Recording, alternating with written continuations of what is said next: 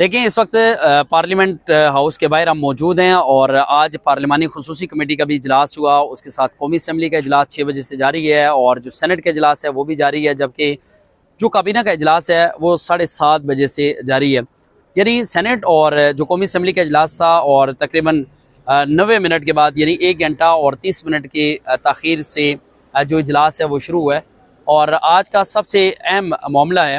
अदलिया से मुतल्लिक आइनी तरमीम का, क्योंकि जो पार्लिमानी खुसूसी कमेटी का इजलास था उस इजलास के अंदर आज इस मुसवदे की जो मंजूरी दी गई है और 26वीं आइनी तरमीम है और इसमें 26 नुकात शामिल हैं और ये आज इसकी खुसूसी जो पार्लिमानी कमेटी थी उससे इसकी मंजूरी दी गई है। लेकिन इम्कानात इस तरह के नहीं है कि आज इस मुसवदे को सेनेट के अंदर जो है वो पेश किया जाएगा। बहुत सारी चीज़ें जो है वो इस वक्त सामने आ चुकी हैं इसके हवाले से कि जो इसका ड्राफ्ट सामने है उसके मुताबिक ये है कि सबसे पहले जो जुडिशल कमीशन है वो तश्कील दिया जाएगा और जुडिशल कमीशन के जो मेंबरान हैं उसके लिए 175A जो है वो उसको लागू किया जाएगा और जुडिशल कमीशन के मेंबरान का तयन उसी से किया जाएगा। उसके साथ सुप्रीम कोर्ट के जो जजेज़ हैं यानी जो आइनी बेंचेज़ हैं उसके हवाले से भी जो फैसला है वो जुडिशल कमीशन करेगा। उसके लिए ज़रूरी ये है कि जुडिशल कमीशन की तश्कील और उसके अपने मेंबरान का तयन जो है वो किया जाए। जुडिशल कमीशन के अंदर जो वो चीफ जस्टिस ऑफ पाकिस्तान जो है वो शामिल होंगे और उनके साथ सुप्रीम कोर्ट के 4 सीनियर जजेस जो हैं उनको शामिल किया जाएगा और उसके साथ जो उनके अरकान हैं उसमें अटारनी जनरल जो है वो वफाकी वज़ीर कानून जो है उनको शामिल किया जाएगा और उसके साथ इस्लाम जो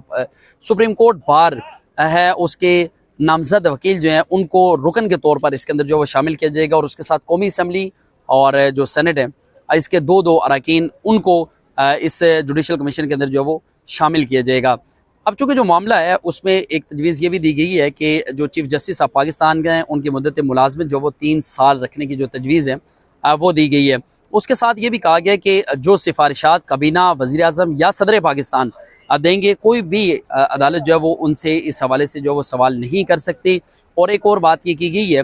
कि जो तयन है जुडिशल कमीशन के अरकान का वो 170A के तहत किया जाएगा। इसी तरह एक और नुकात है शिक है इसके अंदर के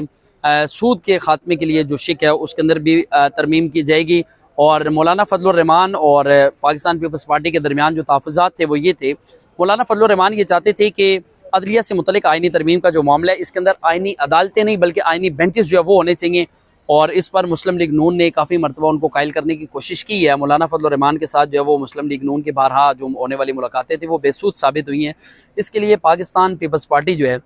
उन्होंने मौलाना फजलुर रहमान के साथ जो वो रवाबित तेज़ किए हैं कि उनके जो तहफ़्फ़ुज़ात हैं उन्हें दूर किया जा सकता। लेकिन मौलाना फजलुर रहमान के जो तहफ़्फ़ुज़ात थे आइनी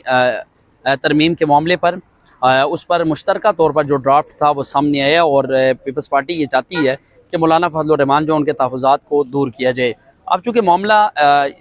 आज पार्लिमानी खुसूसी कमेटी के इजलास के अंदर जो है वो वहाँ से मंजूर कर लिया गया। अब कौमी असम्बली और सेनेट इसके लिए मुशावरत के लिए वफाकी काबीना का जो इजलास है वो बुला लिया गया और मुस्लिम लीग नून के जो अरकान हैं वो यहाँ से हाज़िरी लगाने के बाद वापस आ चुके हैं और चंद अरकान हैं जो इस वक्त वापस आ रहे हैं मेरे रकम में आप देख सकते हैं। और चूँकि काबीना के अंदर मज़ीद इस मामले के ऊपर जो वो मुशावरत की जाएगी। अब चूँकि जो नंबर गेन का मामला है इसके ऊपर जो आज खुसूसी कमेटी के इजलास से इसकी जो मंजूरी हुई है